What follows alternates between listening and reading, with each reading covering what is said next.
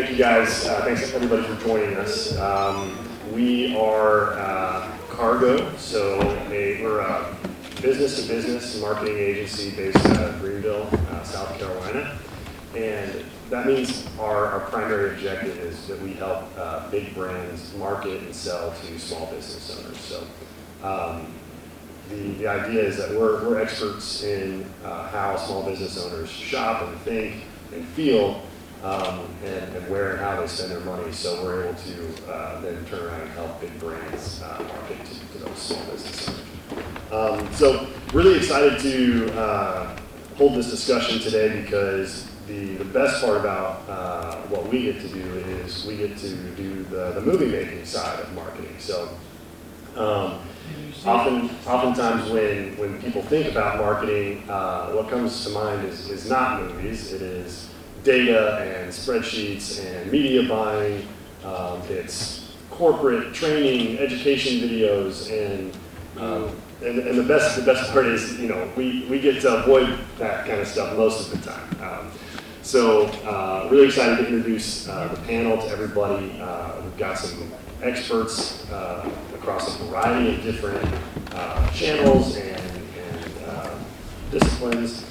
So I'll kind of just give a brief intro of how I know everybody and how we're all connected. Then I'll let you all introduce yourselves and give a little background on who you are. So Dale is our Associate Creative Director at Cargo.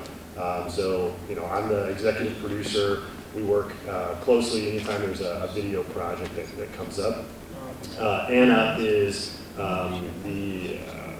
what's your title? Senior Account Manager. So she leads one of our account teams at Cargo. Thomas is a first assistant director and producer, freelance. We've worked together on a couple projects. Aaron is the owner of Gut Punch Cinema, which is a culture and, well, I'll let you describe it. But I went to his festival that he held in Greenville earlier this year, and just had a really great time and got to know him through that. And then Destiny, we've met on at Film Bar, which many of you know Rhodes. So we had the opportunity to kind of speak on a couple different panels together. She's just a really expert writer and watershed. So I'll pass the mic down the line and just tell us a little about your background and how you got to where you are. Well, I don't have much more to add other than what you said. I'm Associate Creative Director at Cargo. I come from a design background, so there's a lot of branding and design and that sort of visual storytelling. But I'm excited to work with Cargo Studios to really bring a lot of these stories to life in video.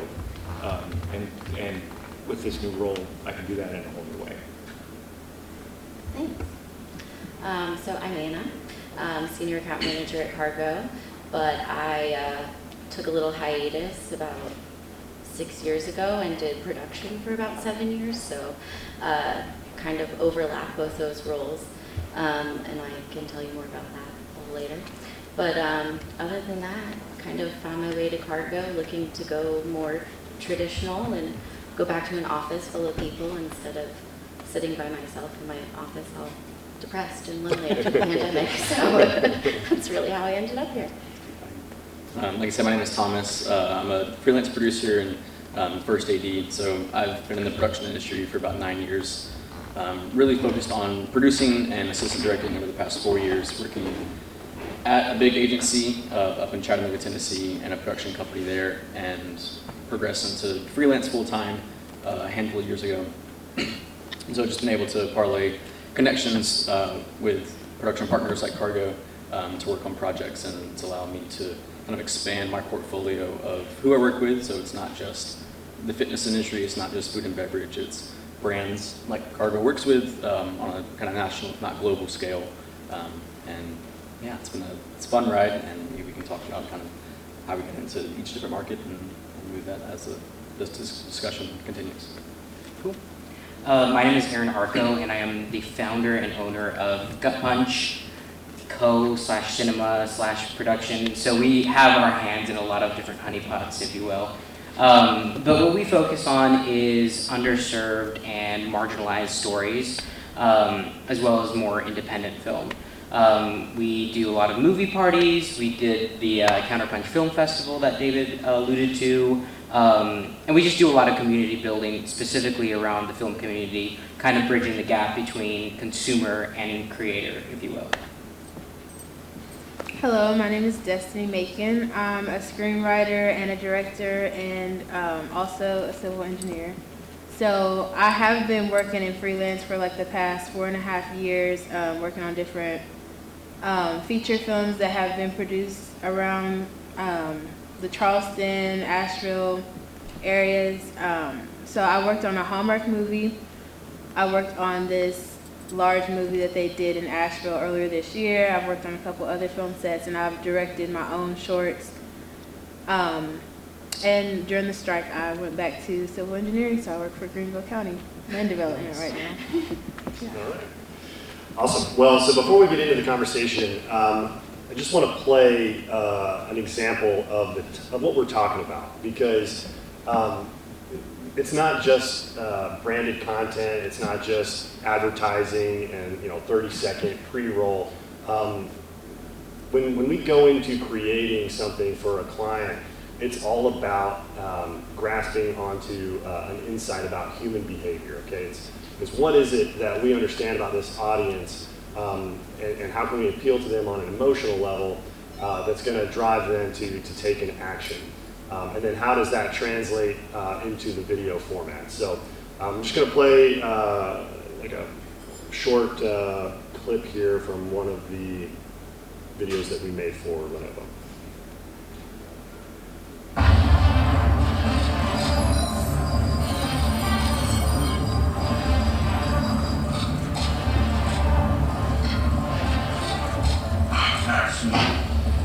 Oh, wow. Now, I am following, but just then, if one were to do that, how would they? Simple. I send this email and I'm going to sit there, clicks, and just people on the access the applicant and every social security number in their database. Just another moment to wait for it.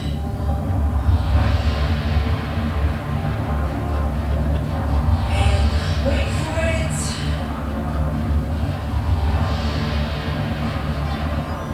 Oh my God. I can't keep going.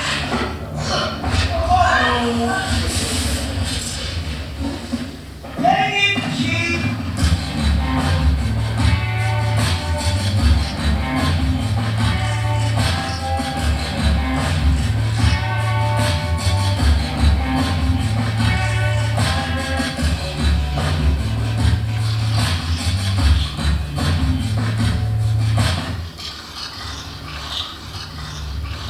All right, team.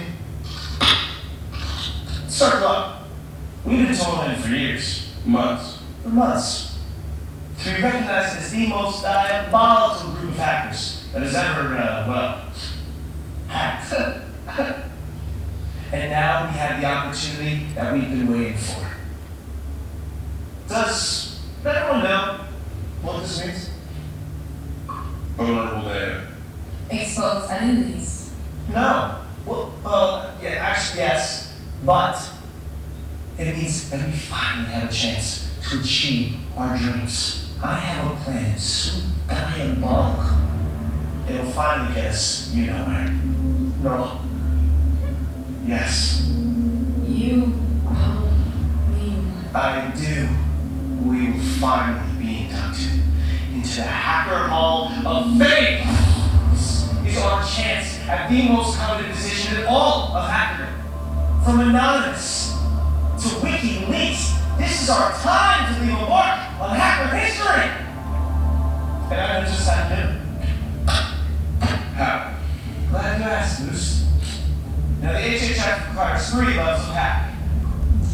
Key quality of hack, unhacked territory, and of course, scale. Oh, wait, I didn't do it by So fun. Now, on January 14th, Windows 7 will be completely unsupported, which means businesses, hospitals, government agencies will no longer receive security patches. God.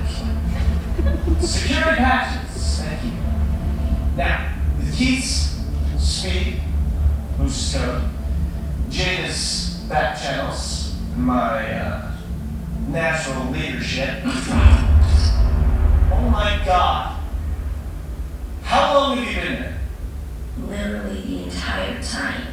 Well, you know, I think I speak for everyone when I say none of us knew you were here. Oh, no, You after the Okay, alright, well, Emma's presence then. Yeah, she's part of the team now. Everybody's happy. Emma's presence and our teamwork will finally be inducted into the Akron Hall of Fame. But first, we gotta pick a target. My grandparents. Not your grandparents, you weirdo. No, they're very vulnerable. They won't know how to use phone.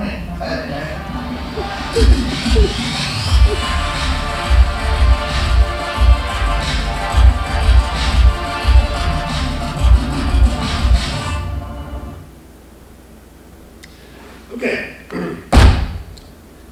Cool. So when we're looking at an example like that, you know, we're approached by a client who says, okay, we have a problem. Our devices are all going to become vulnerable at a certain time on a certain date because we're going to stop sending security patches. We're going to stop sending updates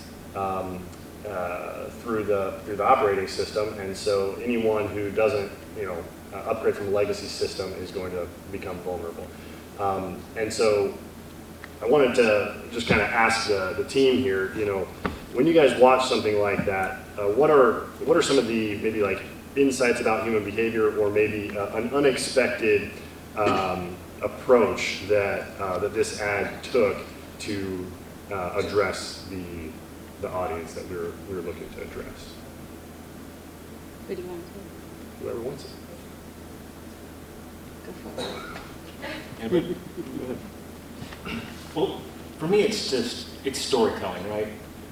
Anytime you can just purely entertain an audience and you know, make them feel something, whether they're going to laugh, or they're going to cry, or whatever, that endears the audience to the brand or the product, and you know, it's going to be one of three things typically. It's pure entertainment story, or it's demonstrating that you share values with the audience, or showing that you can solve one of their problems. And I think this is a great piece because it sort of ran the gamut there. At some point in there, you know, you've related to these characters, and you recognize that, you know, there's a problem there that you know, Windows 11 or Windows was trying to solve, and also when you see an ad like this, it reminds you that these brands are, you know, they're alive and they're fresh, and again, that endears you to the product, that it's kind of keeps them top of mind in the viewer's eyes. Anybody else? Sure, I'll speak a little bit to it. Yes, a lot of the work that I primarily work in is the comedy space, and you can tell I didn't work on this one specifically, but comedy, like he alluded to, is an avenue that I have found a lot of audiences really engage with. And so when I'm making commercials or making ads like this, you look for that record scratch moment of like, oh, I'm watching something that's different than what I'm normally seeing on the TV screen after like a sitcom you're watching. And those are the moments that like cause it to stick in your brain. That is like that earworm, or it's the person interrupting, or it's the person in the background like, oh, you're here. Like those little moments like allow a piece to be remembered. And I love the comedic element of it. And you see a lot of it.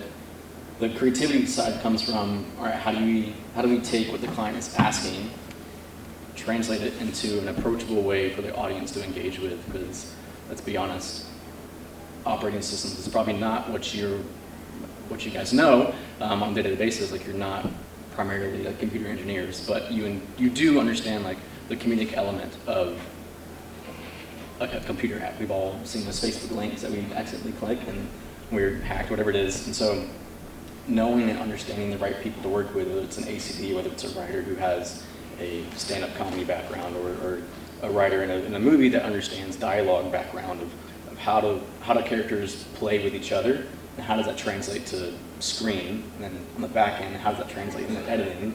Like, they're talking over each other, and that's a comedic element too that is also going to engage the audience even a bit more. And every single one of you snickered and laughed at the moments that each editor and each writer worked on this project wanted you guys to feel. And it parlays the traditional advertising into a little bit of a cinematic moment that I think makes a piece like this something that's super impactful, not only for the brand of Lenovo or Windows, but also for the company Cargo, and say, hey, this is a cool piece of work that we can produce and we do produce, and we can use this not only for this brand, but also translate to other brands too. Totally agree. And yeah, in doing something in an unexpected way, using an unexpected vehicle, right? So it's taking the anti-hero, the individuals who are actually out there causing the issue, hackers, and turning them into your anti-heroes in the spot in just an unexpected way. And that's really like what Thomas is talking about, that sort of hook of, you have to be able to get someone's attention within the first 5 to 10 seconds when they're watching that. So I want to take just a step back really quick and allow the question over to Hannah. When we're talking about marketing, what does that actually mean? Because I think for a lot of us, we have like maybe a very sort of specific idea in mind of, marketing means just video ads, or is it just paid media? Kind of how would you describe or define marketing, and how is video integrated into that? Yeah, so in a traditional sense, marketing is the promotion and selling of products and services, right? But that includes, in my opinion, everything from research all the way through to the production to the actual advertisement and setting it up across different mediums depending on who your audience is. I think to speak to a little bit like this video, if you guys think of, for example, to use Flo, for example, from Progressive, right? Or Mayhem, the character from the other, Allstate, yep, thank you. Oops. They have created this character that's either relatable to you depending on your age, or everybody needs insurance, right? And they've created this cinematic way to interact with their audience and their customer base. There's a lot of things that video can do for you outside of the traditional TV or commercial base as well. There's, like we were saying, instructional videos, though they are boring. They are a necessity a lot of the time for the client. But there's also fun ways to do that. I think we see video emerging in the industry more and more as social media becomes bigger and bigger, as AI becomes a thing in the industry. I'm just going to call it a thing because it's terrifying, honestly. But I think that there are a lot of different ways through video interaction to captivate and connect with an audience. I know you were saying 5 to 10 seconds, but in a traditional advertisement now we're seeing that you have to captivate somebody's attention within the first 3 seconds of seeing your ad. People are catching on to the fact that we're serving them advertisements, so oftentimes a way to really bring them in is to have that storied element to it. But video, I think I was reading something last week with John at our agency, one of our main research guys, and we were seeing that 77% of video advertisements are created, or 77% of consumers looking at video advertisements will convert on that advertisement if it's a product or service that they're in need of. 77%, that's huge. And we're seeing a lot higher content viewing rates, even in the business space. We're seeing that we're able to serve up one ad to a boatload of video content, and we're seeing people binge that video content. So I think that as these digital mediums keep popping up more and more, it's going to become more and more important to the industry as a whole. And even in the traditional sense, ad serving platforms, Google, they love video on a website. So I think we're just going to continue to see that increase as the industry continues to change. Yeah, you're totally right. So when people become cognizant of the fact that they're watching an ad, they're that much more likely to bounce. When you're scrolling through TikTok and it's not within the first 3 seconds, it's that easy to just swipe up to the next thing. You almost need to hide the medicine. Yeah, exactly, right? Yeah, it's Dip hiding it the in medicine. peanut butter before you give it to your dog, right? Yeah, and so A little bit of something sweet to kind of draw them in, and then you kind of give them what they need or what they don't know that they want, I guess, depending on the day. well, and that's what I wanted to ask Aaron and Destiny. So when we're talking about like embedded content or like embedded marketing or like a native placement, right? So we're showing someone an ad within the environment that they're absorbing other types of content, or a product is integrated into a storyline of a film or a movie. How have you guys seen that be beneficial? Even maybe it's not necessarily something that you've personally made, but it's something that you viewed. How's that impacted you?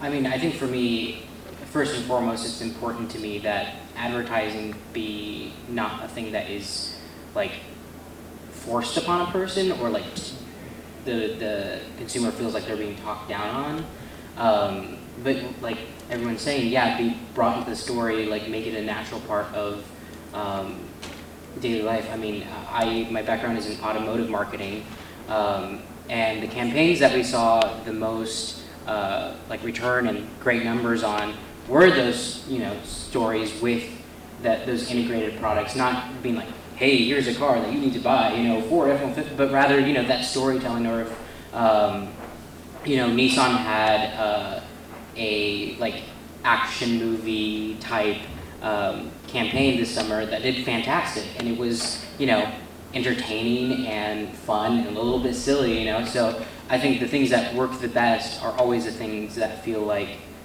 oh, this is just a natural part of the world, a little bit of a world building, if you will. Thank you. So I would say any type of marketing or video that you create, you have to establish the character and establish their goal and what they're going against to accomplish their goal, because people watching want to be able to go on the ride with them, and that's how they get invested, because they're like, this person is trying to achieve this and it's super hard for them to get there, so I have to stick around and watch and see how they accomplish whatever they're trying to accomplish. So even if it's something simple like, there's a stain on the floor, I wonder how this person's going to get the stain up, and you wind up watching the video and then they got this mop that's super fancy and they were able to clean the floor, and then you're like, I watched it and I felt like I was that person for like 30 seconds, and now I want that mop so I can clean up the floor. I mean, that's the power of the TikTok shop, not to get, Gen Z, but like, it's literally all these people just being like, I have this problem, and oh my God, guys, I just found the best product, you know what I mean? Like, it's literally a part of their lives, which I think is fascinating. TikTok shop. Yeah, so like it's the same idea with films, with commercials, with music videos. Like, it's a story and you want to watch the person achieve whatever their goal is, and as long as their goal is noble enough or interesting enough or something that you can relate to, then you can kind of connect with them, and as long as the complications continue to escalate, you stay on board, because you get complacent quickly, I guess, when you're watching something, and so you kind of needed to keep ramping up. And so I think the longer an ad is, the longer a video is. So if you have a 30-second video, you have maybe one problem. But if you have a 90-minute movie, then they have to have 1,000,001 problems to keep you engaged throughout the entire story. And some of those problems can be solved with your favorite mop. So I want to ask Thomas a question here, because we were talking a little bit before down at the Mimosa Bar about intellectual property development, feature film development, and where do you see the crossroads being between, making movies, feature films, short films, and commercial advertising, right? Because, I mean, not just the crossover of the types of jobs that are relevant, because we all know that if you can execute, a perfectly lit, cinematic-looking scene with a great dolly shot I can push in, that same sort of technical expertise can be applied to a shot in a movie, right? Or seeing a movie. But where are the other kind of crossroads that you see? Yeah, it's interesting. Like, the big thing as a producer that I focus on is budget, honestly, budget and time. So a lot of times you see a commercial, we'll just use broad numbers here, for like $100,000, and that's a one-day shoot with a crew of maybe 10 to 12 people. And your end product is 30 seconds, and so you're focused on every single second that you can make on this commercial.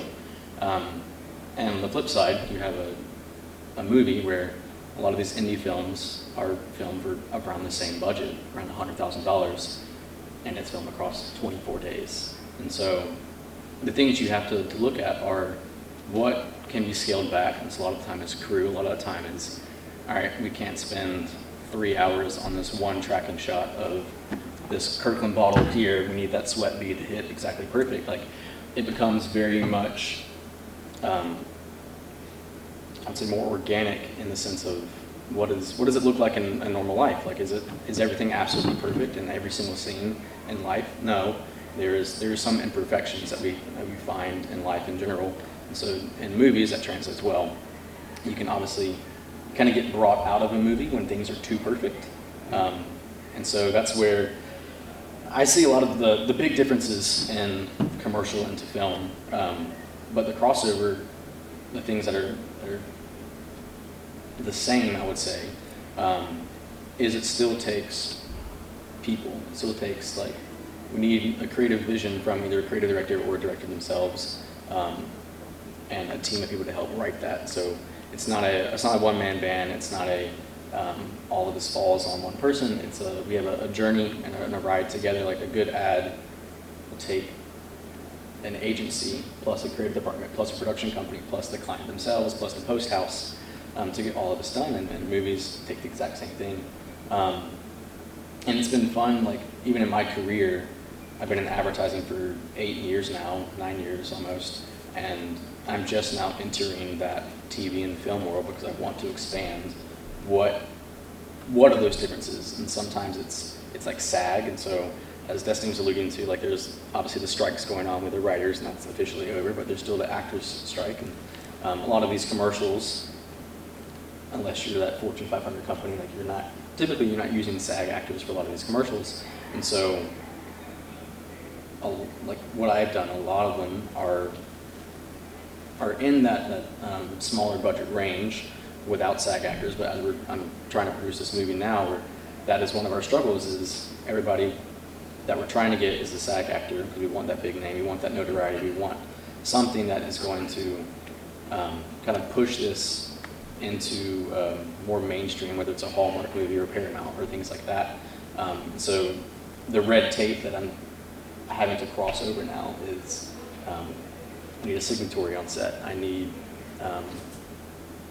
there are now accreditations for each person, like a writer accreditation who's also producing, who's also an actress in it. Each of those have their own line items, and to treat them well, they need to be paid accordingly. That's a lot of what the strike is happening about and talking through. So that's something that I'm learning as a producer now. Like, okay, my shift of focus is not just the financial planning of what this is, but it's more accreditation, and it's more like I need to check off so many more boxes and make sure I'm covered on insurance as well. Like, all of these things that sometimes you don't think about on a commercial set. If it's a lower budget thing, like, we need to get this out in 6 weeks, that it needs to turn around super quick. And films can take upwards of 6 months, a year, 2 years to get it out into the world. I would almost say commercials are harder. Yeah, it's interesting. Like, I mean, Yeah. I originally went to film. I went to school for screenwriting and fell in love with the challenge of how do I tell a story within 30 seconds. Yeah. And where, like, can I cut out the fat in all of these, like, scenes to make an ad, and that takes a lot more effort, I would say, as a writer, as a producer, to make those decisions. Whereas film and movies in general, you have a bit more breathing room to allow things to sit, allow things to kind of organically progress. And yeah, I mean, I'm not gonna say one is, I don't know if one is objectively harder or easier than that, but it's a completely different challenge to write and produce a commercial, to get your point across and to connect with somebody in that first 3 seconds, and that's whatever it is. Yeah, I think the most challenging thing about advertising and making commercials in general is that it really does have to be science applied to art, right? So in filmmaking, you know, a lot of times you might see vanity projects or people who are able to, you know, put projects out there completely self-funded for, you know, $200,000, and because they're the sole proprietors, they're the sole funding source, whatever their vision is for the world, you know, that's what gets seen. And that's just not the case with advertising. You know, it is a, my old creative director described committees as the world, committees are the whirlpool that slowly like drown creativity, right? So, or something to that effect, right?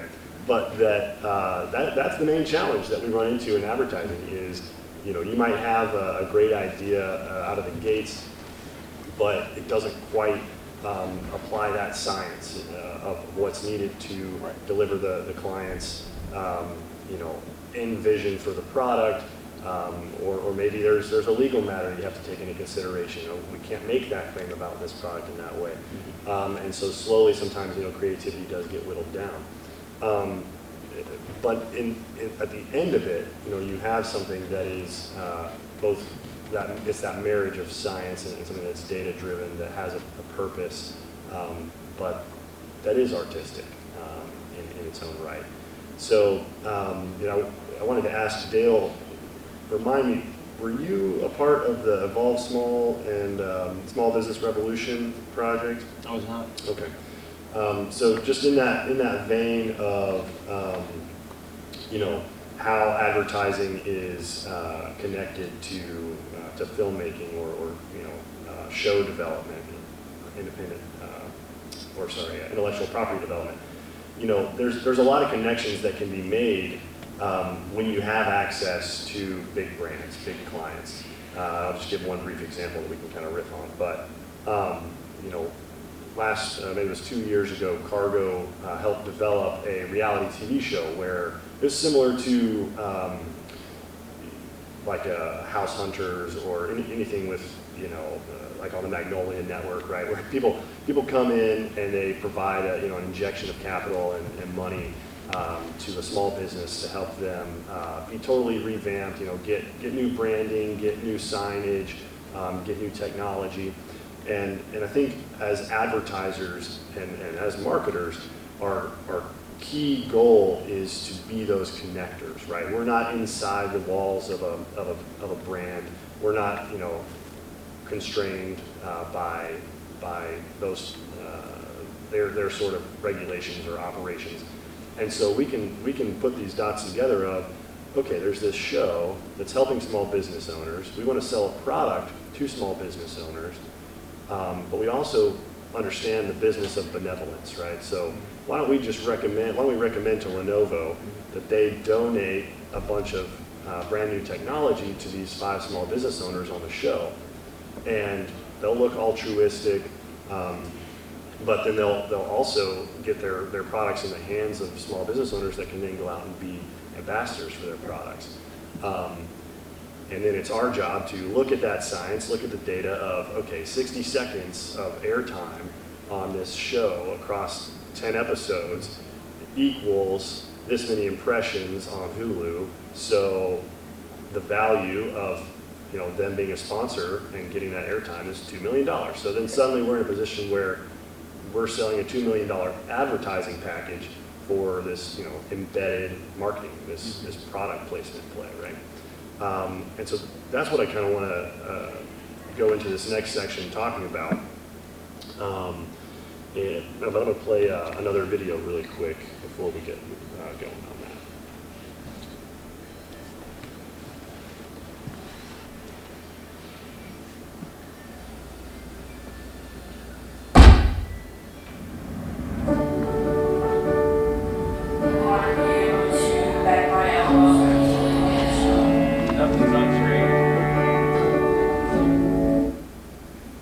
Thank you.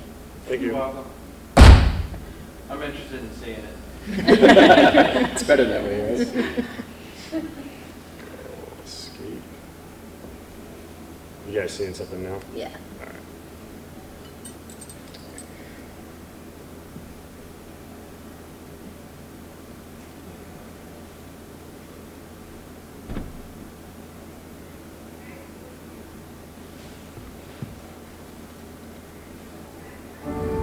Are you able to back my elbow?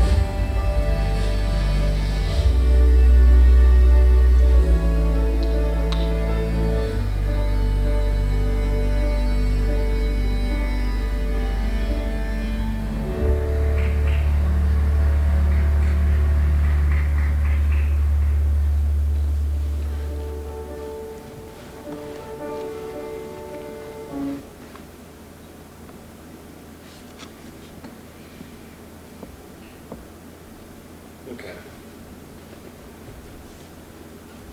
Cool.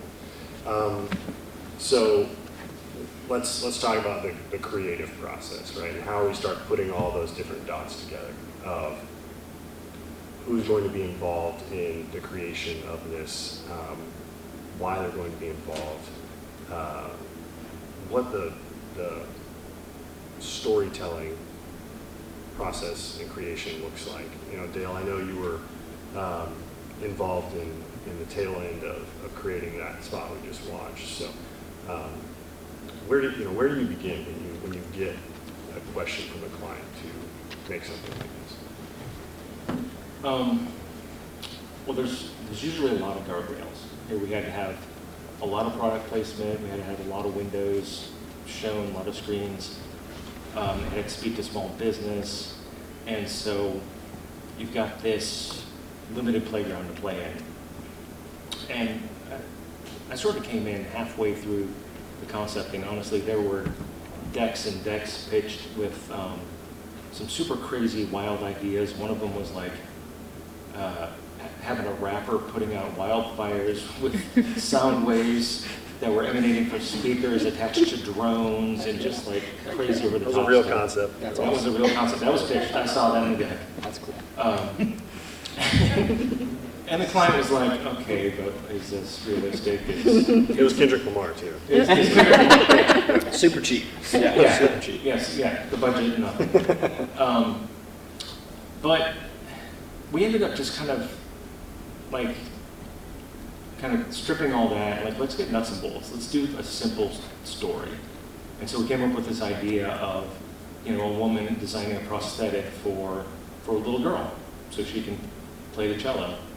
And, as you saw, the twist at the end is the fact that she had a prosthetic as well. It's like, to Thomas's point, you want that sort of twist or the turn or the reveal at the end, because that's where the hook is. That's where you can tug at the heartstrings or elicit, whatever it is you're after, whether it's a laugh or whether it's making them cry. And so we thought we had something good there. But as far as the creative process goes, it's work. You come up with as many ideas as you can. You exhaust every avenue before you even flesh anything out.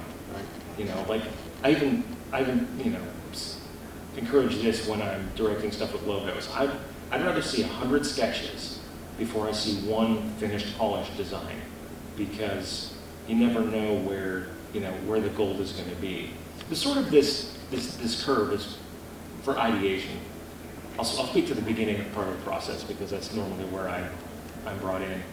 And, there's this curve where you have a lot of ideas up front, but they're probably the ones that are kind of expected or the ones that other people would come up with and the sort of obvious ideas.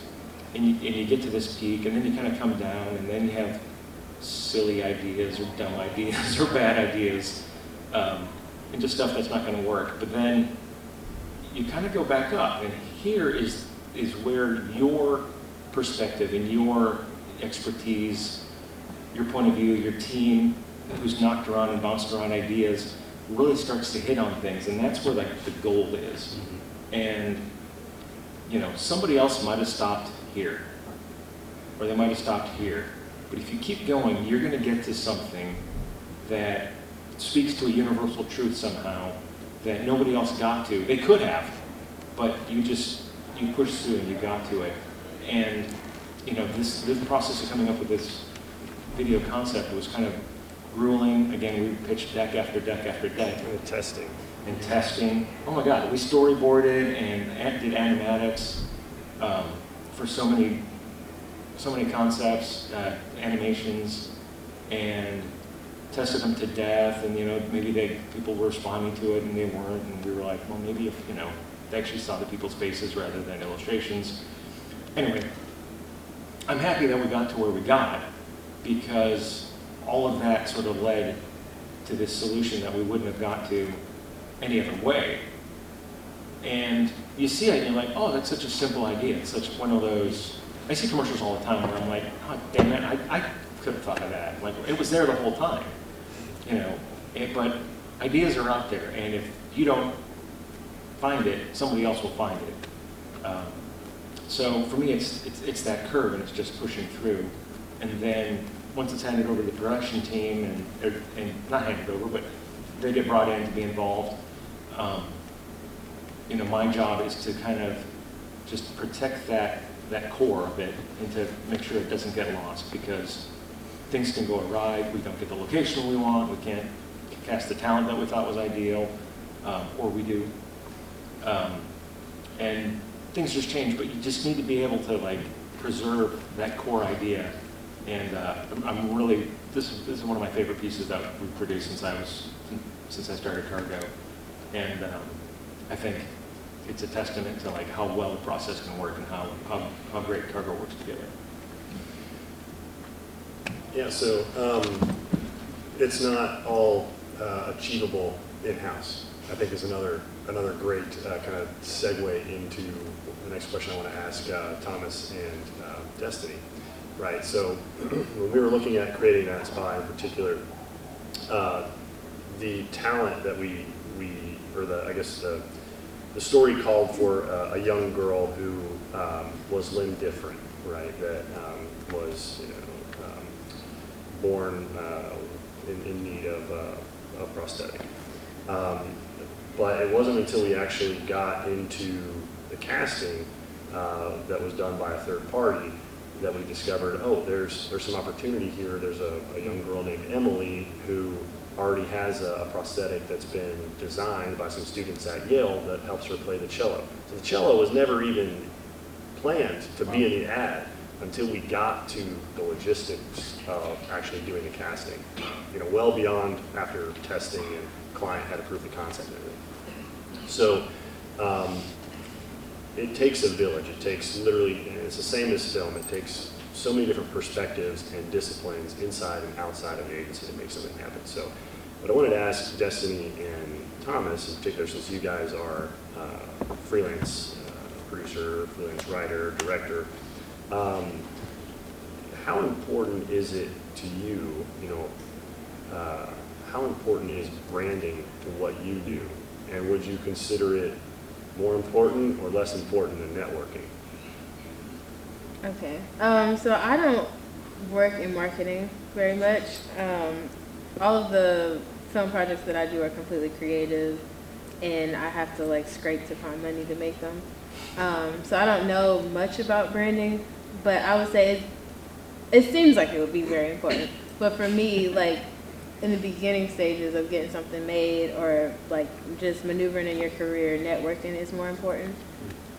Just because of how strange this industry is, it's kind of hard to find jobs like online because things aren't posted. Like, I'm sure whenever you guys are in need of something outside of what you can do in-house, you don't post it online.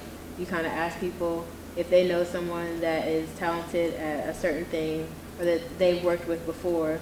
And so it's kind of like you just have to be good at what you do. You have to know people. You have to be a pleasant person to be around and be memorable, I guess. Mm-hmm. And so that kind of opens doors for you more than looking for jobs online or for, you know, any other process that you could go through. Even with casting, you know, like casting directors, they have built names for themselves. And so if you're looking for talent, you could post a role yourself, but if you're not like a well-known casting director or people don't trust your work or trust what you're capable of, they may not submit or they may not send an audition tape. So you may be able to get higher quality submissions because of who you're involved with, like your network. I do freelance social media work, specifically video and content related, obviously. And I think the thing that's helped me in my career the most has been branding, you know.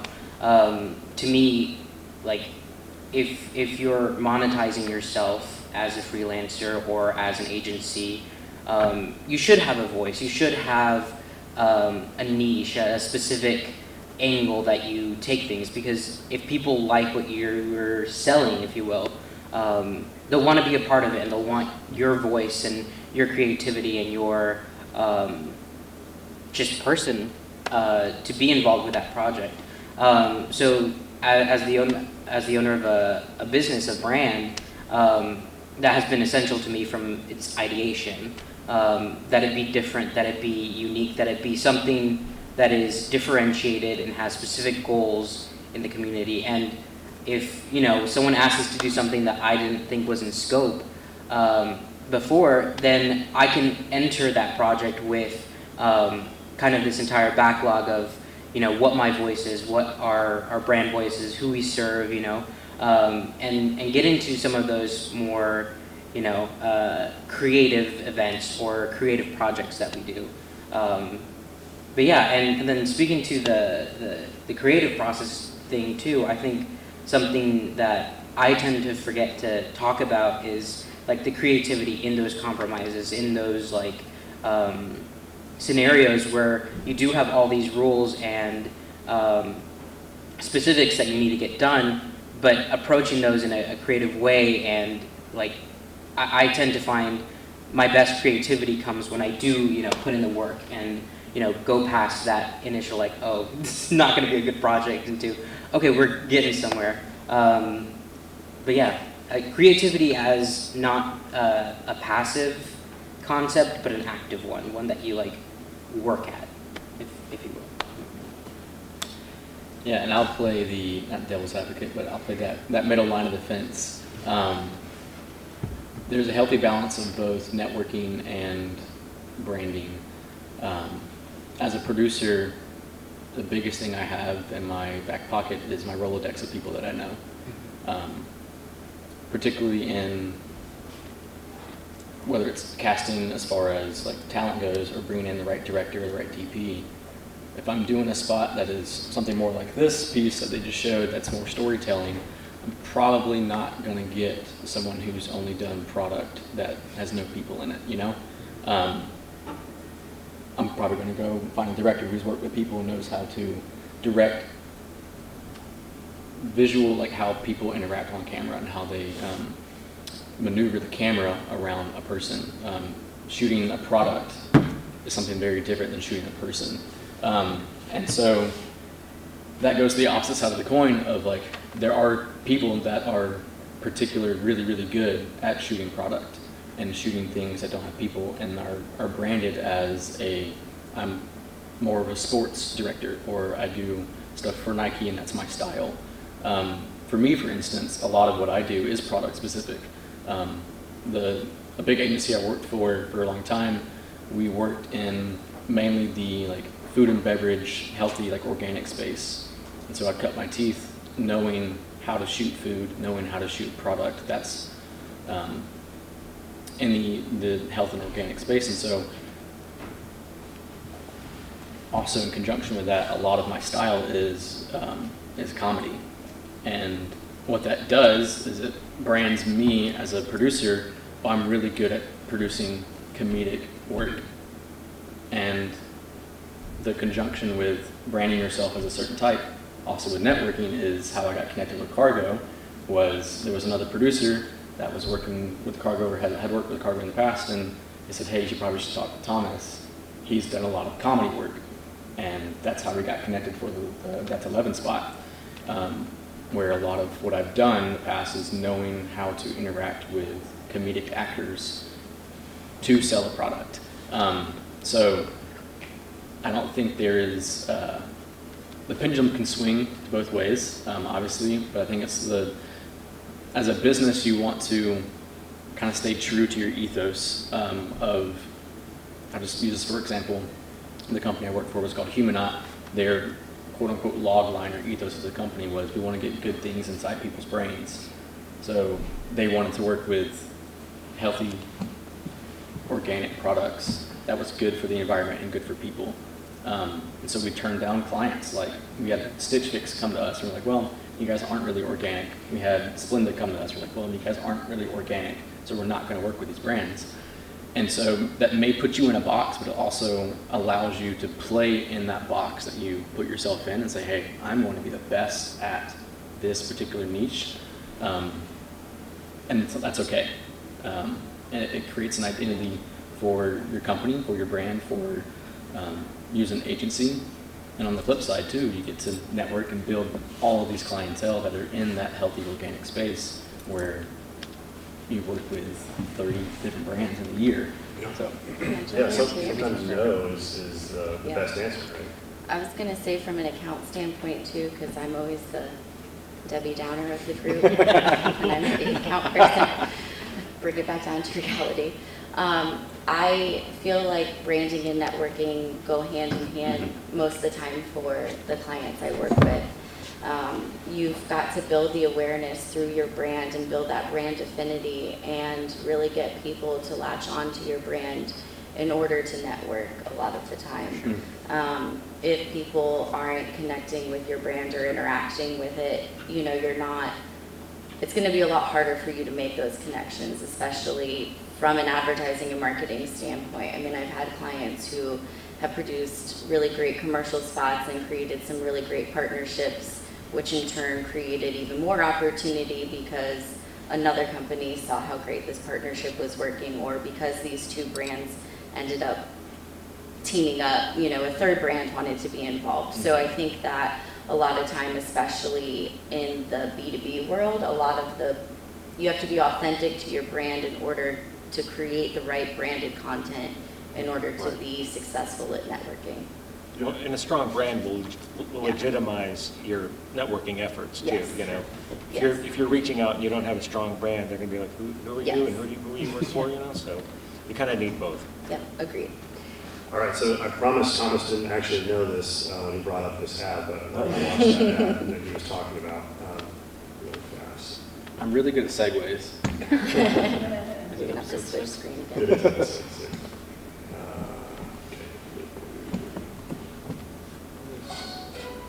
Coming to you live from the Fishers. Look at that face. And I'm reporting live from Martin's home office where the fans are really getting into it. Shay, I gotta tell you, it's so nice to not have to see your face. Can you hear me okay? Unfortunately. Looks like Lucy is getting an email on the old device. It's from that dirty Chris. I know him. I sent him a bunch of gift cards. Seriously? Yeah, I mean, he still owes me like 20 grand, but he's a prince. He's good for it. Great. Well, looks like Lucy thinks she has a new girlfriend. Ooh, looks like Martin just received a rather sketchy email.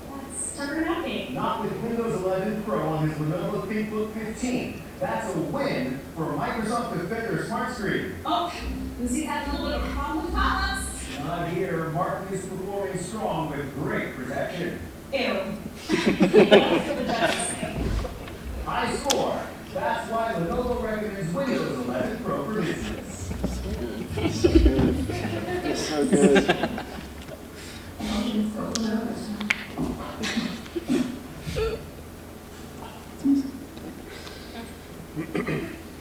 Okay, so when we're looking at an ad like that, Anna, there's a lot that has to be taken into consideration. And I think one thing that maybe a lot of production companies struggle with, something I struggled with when I owned my production company in Texas, was how can I make sure that if I don't have this direct conduit to a client, you know, and I don't get to talk to them, I have to go through an agency, how can I make sure that what I'm planning, what I'm producing is laddering up to a client's like overall goals and objectives, tone, brand, voice, all that? Well, luckily, hopefully you have a rock star producer. And typically, at least in my experience, whether it be the producer or the account manager, whoever it might be, will be your best friend. And they're really going to give you the insight and the research into that client. I think you also need to do your own research into that client. I think people can sniff out when something's really inauthentic or if you're trying too hard. I think you could have the best producer and account manager in the world, but if you don't do your research and you try to fake it, you're not going to make it. So I think that's really important. And just to make sure that if you're working with a company, you know the pillars that they surround themselves with, the pillars of their company, their 6 C's for cargo, for example, or, you know, the 4 P's for P&G or whatever it is. And make sure that you're really laddering up to that to show the greatest amount of success for your client, you know.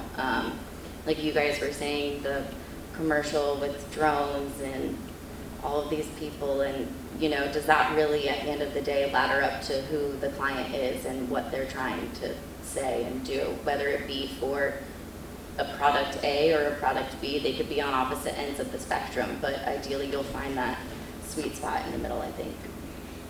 Yeah, I think that's great advice. Essentially, you know, it's not enough in video marketing to just be good at being a cameraman or just be good at, you know, being a visual effects guy. You have to absorb yourself into the industry that your client is in. You need to become a subject matter expert. You should be able to walk into the room with any client and hold an intelligent conversation with them about the macro trends or the issues that they're facing in sustainability or in packaging, or just kind of diving headfirst into a client. I think that's where your greatest odds for success are, because then anything you produce is just naturally going to be informed. And sometimes, like you guys were saying, you have to pivot. Shooting a single product for a client is a lot different than shooting an open concept for a movie a lot of the times, right? Like, there are only so many angles you can get of a product, or there's so many shots that you can get in one day with the budget that you have. So if you are a subject matter expert, or if you've done your homework and your research, it also makes it a lot easier for you to be able to stay on time, stay on budget, be able to pivot and get the shot that you're going to need at the end of the day, as opposed to just sitting there twiddling your thumbs if you don't know what it does. Well, cool. The last topic I want to talk about it is artificial intelligence. In the marketing world, one of the biggest conferences is similar to the film world, the south of France, in Cannes. And this year, Cannes was almost entirely, at least the advertising side, was almost entirely about artificial intelligence. And every conference that I've been to, people have just been freaked out. Is this something that's going to take away jobs from copywriters? Is it going to take jobs from storyboard artists and illustrators? And so one of the things that I just keep harping on, and it keeps coming up in my mind, is, you know, it's maybe not necessarily that artificial intelligence is going to take away these jobs or destroy these jobs, but it's people who use artificial intelligence that are going to become dominant in the industry, right? So I just kind of want to open the idea up to the whole panel briefly to ask, you know, how are you using artificial intelligence in writing, in concepting, and anybody's free to comment on that. Oh, Go first, yeah. So I was just wanting to test it out and see like what it was capable of. I write scripts for this company. They write educational videos for like software and different soft skills, and they wanted to write a script about transitioning from PC to Mac. And so of course that's not something that requires a lot of creativity. It's just very specific. And so I told it to write me a script about transitioning from PC to Mac. And the thing about it is it's so formulaic, everything that it creates, because it's taking information from what it finds on the internet, and then it has like formulas for how it creates things. And so I think it's limited what it can create, and it definitely lacks soul, I guess. Mm-hmm. So we have to go back in, you have to edit it, you have to make things conversational, you have to make it have originality, because it's just drawing on sources that is replicating anyways. And so I think even if people were to try to write full movies with AI and get it to write the stories, like you would still need people that go in and check it and that add to it and reorganize and change things. So I don't think it'll ever be like fully automated and just be able to crank something out for creation. And then like with the image side, like I wanted to create a lookbook, and I did hire a storyboard artist, so it wasn't like I was like not wanting to pay anyone to work on a project, but he was already working on the storyboard, and so I was like, let me see if I can make a movie poster on my own and not like worry him with this. And so I was trying to get, I forget what it was, I think it was Dream.io or something was the website. And so it was very specific. Like I was like, I want this woman to be standing here, and I want this, and it struggles like so significantly. And if you look at artificial images, they mess up with fingers. So it's like very specific things. Like the fingers are all jumbled up, the eyes are crooked, they turn the head backwards, and so it's like it's never gonna be. To be fair, fingers are very hard. I have an art degree, and hands and faces are still real hard. That's what I've heard. And so, but like the artificial intelligence, so I was looking at this picture on Facebook yesterday, and they were like, look at Nicki Minaj and Beyonce in the studio or whatever, and I knew that they weren't actually in the studio, it was artificial image, but if you like zoom in, there's a random finger on Nicki Minaj's shoulder, and then hair just disappears. It's a lot of weird things that it does. So I think it can get scary, but at the same time, like it has to be monitored, because it is not human, and it's just replicating things, and it doesn't know how to put things together accurately. Yeah, and it'll never be genuine, you know, it'll never be, like you said, it's going to be always formulaic and, you know, a science. There's never going to be that like genuine human touch, which even if you can't notice it on the first go around, then like you keep looking at the little details and you're like, oh, this is not a person, you know. Personally, I love AI. I love using it. David and I talked about, we're in pre-production for a really high concept short film about beans. And as we're, you know, storyboarding stuff and, you know, being like, how, like, I need to show my DP what a bean baby would tentatively look like, you know. And I don't have the budget to pay an artist for just a storyboard, you know, and you know, or the time frame to pay someone to do it. So let me go on Midjourney, see what it comes up with. And I mean, there's been obviously some weird things coming up, but like it's a good just like brainstorming tool to me. When I'm currently working on revamping our website too, and sometimes, you know, you can only say things one way so many times. So what I like to do is I'll write, my about us blurb or, or whatever blurb. And I'm like, this just sounds like everything else I've written for this site. So I'll, put it into ChatGPT, see if it can come up with some different ideas, and then, pick and choose, like, oh, well, I like that word, I like that format, and kind of use it as a tool to, dot your I's and cross your T's rather than a creation and a creativity tool, if you will. Yeah, I see it more like it's another tool, and it does feel like cheating when you're in there. You're like, I'm not doing the work, it's doing the work. But for doing like storyboarding and keyframing, I would old school illustration, but I would go find the background, a mountainscape or whatever, and then put the people in the foreground. But I'd find a picture of a background and I'd duplicate it, and then I'd find a picture of people standing there, and I'd put that in the foreground. And I'm still scouring the internet for sort of the correct images to get the point across, just to help me communicate to the client what this is going to look like. And if I can sort of streamline that and let AI do that for me, I don't think there's any harm. It's never going to make it into the final product. So I use it more as like you were saying, idea generation, early, just spitballing things. When you're in a sort of research phase, you're just looking at other people's artists, you're looking at other people's videos, you're looking at other people's things, you're just sort of absorbing what's out there and maybe seeing what sort of little things you could learn or little maybe nuggets you could borrow. And it's great for that, but I don't think it's been taking over our jobs anytime soon. Yeah, it's interesting what we think AI is and kind of how it's evolved, like with Midjourney and ChatGPT and stuff. But we look at editing softwares like Lightroom or Photoshop or Premiere even, and those technically have AI already in them. Like a spot healing brush in Photoshop is technically it's artificial intelligence of knowing what to pull from where. And weirdly enough, we're all okay with that, right? Like we're all okay with Photoshop. Like I love the fact that it can remix a 2-minute music track to 30 seconds. Absolutely. As a marketer. Absolutely. 30-second ads. Like things like that are technically AI.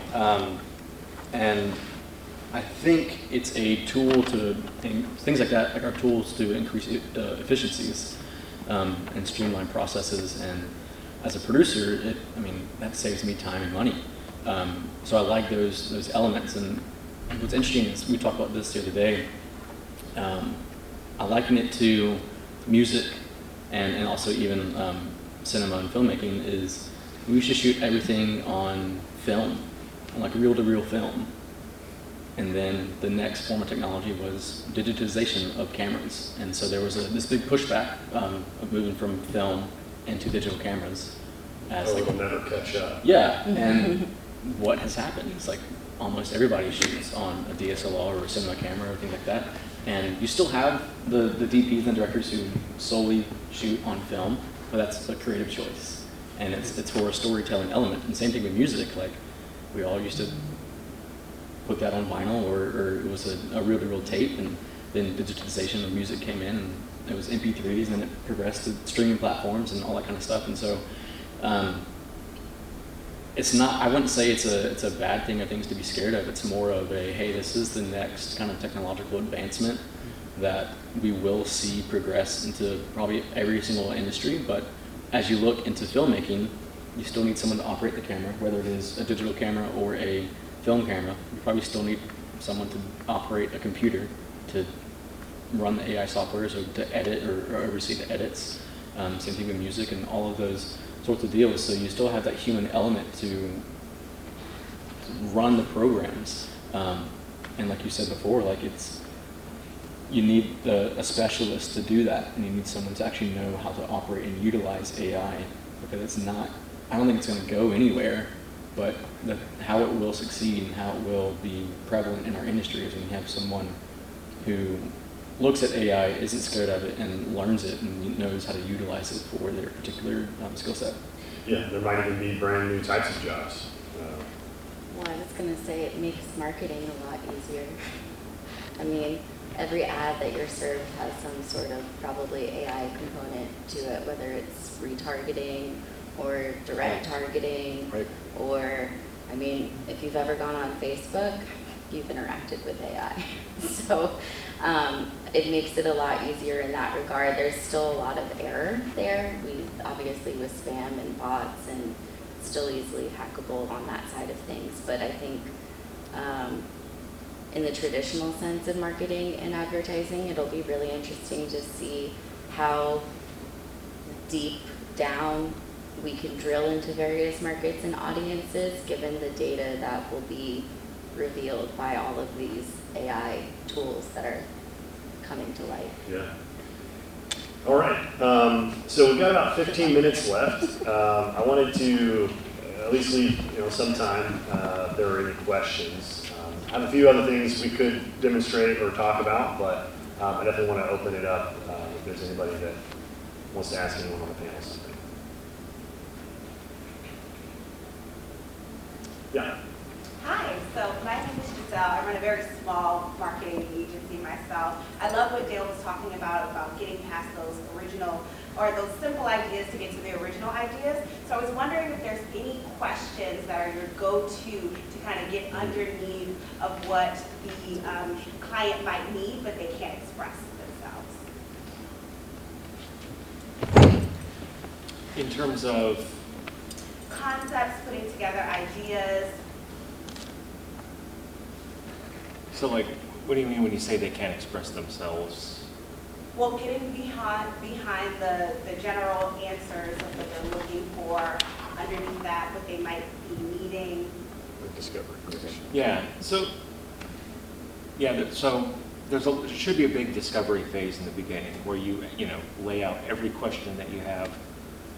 What is it you're looking for? What are the styles that you like? What you don't like? Whatever.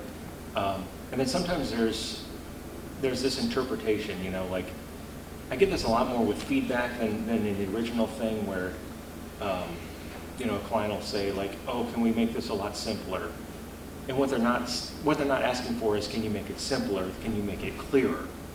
Or, kind of they talk in code and they might not be able to articulate what it is that they're after. They don't know why they don't like it. They don't know why they don't like it, but there's just something bothering them. And so then you just have to sort of drill down and say, well, if we remove this, would that solve your problem? Or if we added this, or do you feel like there's not enough product in here? You feel, what pressure are they getting? Because they have to, your clients are having to show this to their superiors too. So you have to have a little bit of like cognizance that what are they looking for? And so sometimes just be like, okay, what are you trying to move up the chain? What are your obstacles for approval? And what do you think your superiors are trying to see? Because my job is to make you look good to your superiors, so we can all be happy with the product. And I don't know if there's any one right way to do that, but I think it's you just kind of have to get a feel for the room and for the energy, and just figure out like what it is that they're not quite jiving with, and just kind of give it another go. And I can speak to that a little bit too. What both of these agency people have discussed about is knowing not just the brand, but everything outside of the brand. So if let's just say, again, I'm using this for an example, if Kirkland is your brand, you need to know who Kirkland's audience is. Who shops at Kirkland? Like who shops Kirkland? Who goes to Costco? What do they interact with? What's their demographic? What is everything around this product? And explore every single facet of that. Like, is it soccer moms? Cool. Let's build out creativity around soccer moms. Let's build out creativity around a dad of two. Let's build out creativity, like all these different personas that will use this product. So don't think of, I'm creating an ad for this product. I'm creating an ad for this person, this person, this person, and this person. And throw as much stuff at the wall to see what sticks. And being okay with quote unquote things failing, things not working, things that are too far left, too far right, whatever it is. But allow space to, I used to call it mind mapping. There's a central point. How many spider webs can I make off the central point? how many rabbit holes can I go down? Like, that first ascension is what is normal? Selling a water bottle. Okay, I have 4 or 5 normal things to sell a water bottle. I'm kind of stuck.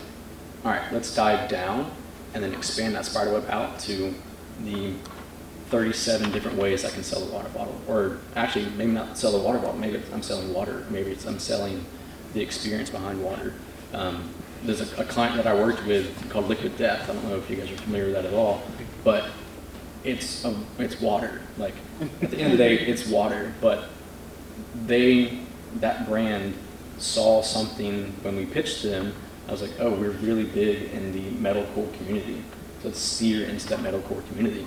We're also big into comedy. So let's steer into the comedians aspect of it. We're big into whatever you want to call it. But you have to have and allow yourself and your team to the freedom to explore every single facet that could make an ad work, whether it is so outlandish like Kendrick Lamar in a field with drones and singing songs, and that's going to heal the land. I don't know exactly what they call it. But allow yourself to be okay and be free with creating something that may not work, because that idea may pull an element. You may pull an element from that idea. You know, that sole idea may not be what they're buying. I remember one ad. I'm sorry, I talk a lot. Sorry. I remember one ad I did was for toothpaste, and the original thought was like, everybody hates brushing their teeth. We all have to do it. Why do we hate brushing our teeth? Nobody really knows. But what if we created a toothpaste that you actually liked brushing your teeth with? What if brushing your teeth was like an event you look forward to at the end of the day? Again, it's something that like we just thought of because it was funny, because everybody hates. Like, there's a fundamental truth about every brand, and for us, and the exploration was the fundamental truth is we all kind of hate brushing our teeth for some unknown reason. So if that's the problem, what's the solution to that problem? And then it's explore all the different creativities behind how to solve that problem. I don't know if that answers your question at all. Okay. Cool. I think there was another question here. Yeah. So, I think everybody touched on it. I'm Zach, by the way. I think everybody touched on it, but you guys were talking about that content for marketing. All of it is kind of scientific data-driven logistics, plus artistic direction. So, of course, you guys all have different avenues in which you guys have your expertise in, but what is, from start to end, how do you guys implement that scientific data? You guys talking about it, that Dale, for instance, you're usually at the beginning process, the creative direction, and then production side comes in. For each step of that process, when do you guys actually bring in that scientific data? And when do you guys let the creative side kind of run free a little bit? Yeah, I can speak to it to start, at least from a traditional marketing sense, whether it be with a production company or even on the client side. The way that I've typically done things is, as you're saying, research is a fundamental, very important part of the process. So typically, whether it be account or the client themselves, I've always done my own research into the client, into competitive, whatever it might be. And that kind of upfront will inform the direction in which the campaign or the creative would be going. Because just like these guys were just saying a few minutes ago, you want to tap into your audience the right way, know who your audience is, and be able to reach them in a genuine and authentic manner so that they do connect with you and they do resonate with what you're putting out there. I think it's very important that the research is done at the beginning of the process, and you're not waiting till halfway through production to be like, oh wait, we're actually supposed to be targeting men 25 to 40, not women 30 to 45. That's a huge, huge discrepancy. So in my opinion, that's kind of the first part of the process, is to really dive in, to do that research into not only the company, but the audiences and that end consumer or user that you're trying to reach. Yeah, and I think this can kind of answer both of those questions, maybe simultaneously. But my go-to question anytime I'm getting briefed in by a client on a new project is, what's the business objective, right? I think a lot of marketers get caught up in just doing marketing. You know, we're so focused on, okay, what's the campaign? How are we going to reach the audience? That we actually end up forgetting that people seeing the stuff and liking the stuff is not the actual point. So a CMO of an organization is just one piece of that pie of your sales executive, your product development, you know, research and development segment, your CEO, your finance, your CFO. And so they're receiving all of these pressures from their peers to either push product that we have in surplus, or you know, revenue is down in Q3. So how do we, you know, what products among all of our suite of products have the most likelihood to help us have a surge of revenue in the final quarter of the year? Or oh, it turns out we developed two products that are extremely similar, and so now we're like addressing the exact same audience with two different products, and we're, you know, wasting time, wasting money, cannibalizing sales from this product when really we could just be focusing our efforts all into this one product or service. Or the business challenge might be we're strictly a product company and there's supply chain issues. So how do we reinvent ourselves to be a subscription-based or a service-oriented business so that we don't have to rely on the constraints of product availability or you know, computer chip availability? Like when you look at how many used cars were sitting, or new cars, sorry, were sitting on lots during COVID and stuff, right? So I think if you're always starting with what's the business objective and thinking like a CEO, thinking like a CFO, then your marketing is always going to be spot on. Yeah, and as far as like the scientific data thing is concerned, I've done a lot of like analyses in my career, and numbers tell stories, you know. Sometimes the numbers themselves can be an inspiration to a creative idea. Like, I'm trying to think of a good example, but automotive, that's what I know. Let's say, you know, there's this very specific demographic, let's say like Gen Z.